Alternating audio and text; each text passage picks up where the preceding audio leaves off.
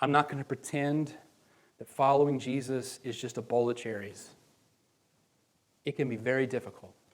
And some of you are walking through situations right now where you're the only person in your family that's following Jesus, and you're ridiculed because of it. Some of you are following Jesus, and you're the only person in your circle of friends that is following Jesus, and they don't understand why you don't participate in the things that you used to participate in. But I want to remind you that Jesus has shown you the way.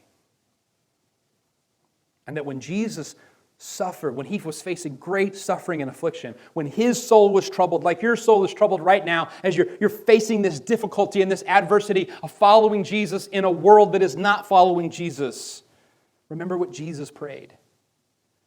Now is my soul troubled, and what shall I say? Father, save me from this hour. But for this hour came I. What does he pray instead? Father, glorify thy name. Jesus says, my soul is troubled because the cross is looming just around the corner. He knows the pain and suffering that he is about to experience. He says, but what am I going to pray? Am I going to pray that God saves me from this hour? Am I going to pray that the Father saves me from this moment? This is the reason I came.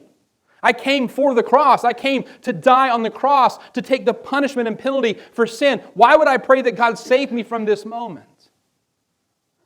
So instead, he prays, Father, glorify thy name. And when we feel that tension, when we feel that fork in the road, where following Jesus means going this way, but everyone else is headed this way. When following Jesus means heading this way, but our desires, our lust, our flesh, our greed wants to take us this way. When we feel this tension, we should not say, God, save me from this hour. God, I don't want to choose. We should not pray, God, can I have my cake and eat it too? Can I have both? Don't pray that. We have come to follow Jesus for moments like this so that he can lead us away from those things that would distract us from him. We've come to follow Jesus so that he can lead us away from that greed, that lust, all of that sin that has messed up our lives. This is the very moment that we need Jesus, that we should follow Jesus. So instead of praying, God, save me from this tension or this difficult decision, rather instead follow Jesus and say, may your name be glorified, that my life is different. That I'm not just walking along the path that I was going to walk anyway and calling myself a Christian. But rather, when it comes to it, I'm following you. Because if you're not following him, who are you following? You're following yourself.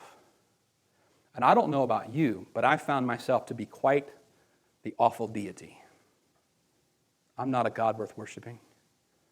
I'm not a guide worth following. Anytime I follow my instincts, my thoughts, my desires, my wants, it leads me into trouble and harm. So in those moments, let us follow Jesus.